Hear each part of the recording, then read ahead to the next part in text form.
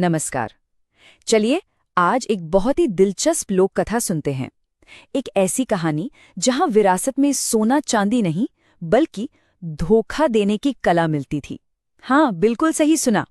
ये कहानी है एक ऐसे परिवार की जिसका खानदानी पेशा ही कुछ कह सकते हैं बहुत ही अजीब था। तो सवाल यही उठता है कि क्या हो अगर किसी का खानदानी पेशा ही ठगी हो। मतलब सोचकर देखिए, पीढ़ी दर पीढ़ी सिर्फ यही सिखाया जा रहा हो।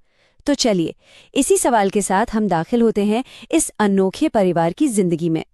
तो कहानी का जो मेन कैरेक्टर है उसका नाम है छगन लाल। अपने जमाने का बहुत बड़ा ठग था, लेकिन अब भाई बूढ़ा हो चुका था। और उसकी चिंता की वजह उसके दो बेटे धन्ना लाल और पन्ना लाल।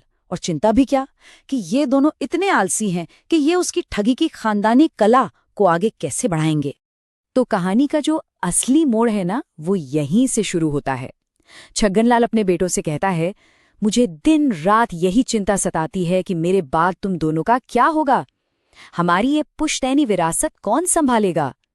अब सोचिए, एक पिता की अपने बेटों के लिए ये चिंता, मतलब चिंता भी इस बात की है कि उनकी पुश्तैनी विरासत यानी ठगी कौन संभालेगा।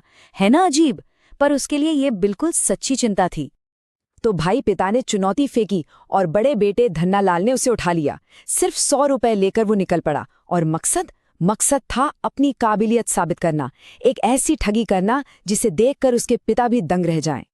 तो अब जरा धन्नालाल के इस मास्टर प्लान को देखिए। क्या कमाल की स्कीम बनाई उसने। सबसे पहले उन 100 रुपए से उसने खरीदा एक मामूली सा घोड़ा। फिर अपनी जबरदस्त घुड़सवारी के दम पर राजा को इम्प्रेस किया, और इतना इम्प्रेस किया कि राजा ने उसे अपने सबसे कीमती और बेकाबू घोड़े मेघराज को ट्रेन करने का काम दे दिया। बस फिर क्या था, एक दिन ट्रेनिंग के बहाने वो मेघराज को लेकर ही रफू चक्कर हो गया और सीधा जाकर उसे पड़ोसी राज्य के राजा को बेच आया। मानना पड़ेगा, प्लान तो वाकई बहुत शातिर था। और इस जबरदस्त ठगी का सिला क्या मिला? पूरे 10,000 सोने के सिक्के। इस एक ही झटके में धन्नालाल ने न सिर्फ अपने पिता को दिखा दिया कि वो क्या चीज है, बल्कि अपने छोटे भाई के लिए एक बहुत ऊंचा बेंचमार्क सेट कर दिया था। तो अब स्टेज सेट था दूसरे भाई पन्नालाल के लिए। बड़े भाई की इतनी बड़ी कामयाबी देखकर वो भी 100 रुपए लेकर निकल पड़ा। लेकिन उसका प्लान सिर्फ बराबरी करने का नहीं था, वो तो कुछ और भी बड़ा और दिलेर करने की फिराक में था। पन्नालाल का हथियार कोई घोड़ा वोड़ा नहीं था, ना जी। उसका हथियार था एक मामूली सा शीशा। लेकिन उसने इस शीशे को एक जादुई आईने की तरह पेश किया और दावा क्या किया कि ये आईना लोगों को उनके गुजरे हुए माँ बाप से मिला सकता है। सुनने में तो ये एक सीधा साधा धोखा लगता है ना, पर इसके पीछे एक बहुत ही गहरी मनोवैज्ञानिक ट्रिक छिपी हुई थी। और वो ट्रिक ये थी, पन्नालाल ने एक शर्त रख दी। उसने कहा कि ये आईना सिर्फ उस इंसान के लिए काम नहीं करेगा जो अपने माँ बाप की असली औलाद न हो। अब जरा राजा की हालत सोचिए। जब उसने आईने में देखा तो उसे तो सिर्फ अपनी शक्ल दिखी। अब उसके पास दो ही रास्ते थे, या तो वो सच बोल दे और नाजायज कहलाने का खतरा उठाए, या फिर अपनी इज्जत बचाने के लिए झूठ बोल दे कि हाँ, उसे अपने माँ बाप दिख रहे हैं।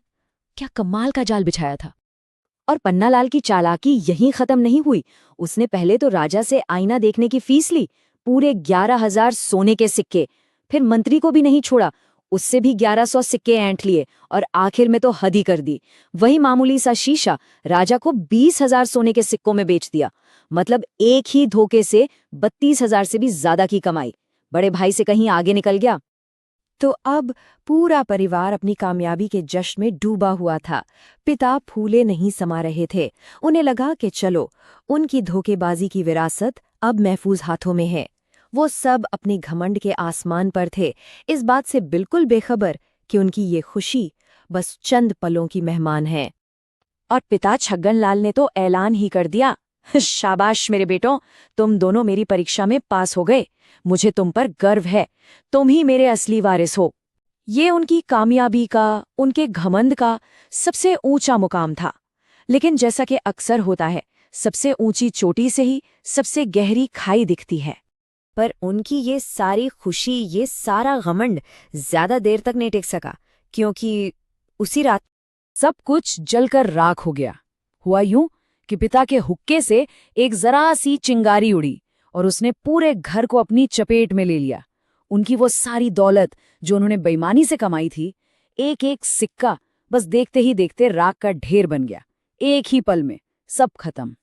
और इस तबाही के बाद जब दोनों भाइयों के हाथों में दौलत की जगह सिर्फ राख थी, तब उन्हें जिंदगी का वो असली सबक मिला जो उनके पिता कभी नहीं सिखा पाए। उन्हें एहसास हुआ कि उन्होंने क्या किया है। और यहीं पर कहानी पूरी तरह बदल जाती है। धनालाल ने कहा, लगता है बेईमानी की कमाई हमें फली नहीं। मैं कसम खाता हूं कि ये मेरी पहली और आखिरी ठगी थी। आज के बाद मैं कभी गलत रास्ते पर नहीं चलूंगा। ये वो पल था जब उन्हें अपनी गलती का एहसास हुआ और उन्होंने बदलने का फैसला किया। तो आखिर में इस पूरी कहानी से हमें सीखने को क्या मिलता है? बहुत सीधी सी लेकिन गहरी बातें हैं। पहली, कि धोखे से कमाया हुआ पैसा कभी टिकता नहीं है। वो आता भी जोर से है और जाता भी सब कुछ जलाकर है। दूसरी बात कि असली कमाई सिर्फ और सिर्फ मेहनत से होती है। और तीसरी, जो शायद सबसे ज़रूरी है, वो ये कि असली सुकून पैसे के ढेर पर नहीं बल्कि ईमानदारी से जीने में है। और आखिर में ये कहानी हमें एक सवाल के साथ छोड़ जाती है। एक ऐसा सवाल जो हम सबको खुद से पूछना चाहिए कि असली दौलत आखिर है क्या? वो पैसा जो हाथों में है या वो सुकून जो दिल में है? सोचिएगा ज़रूर।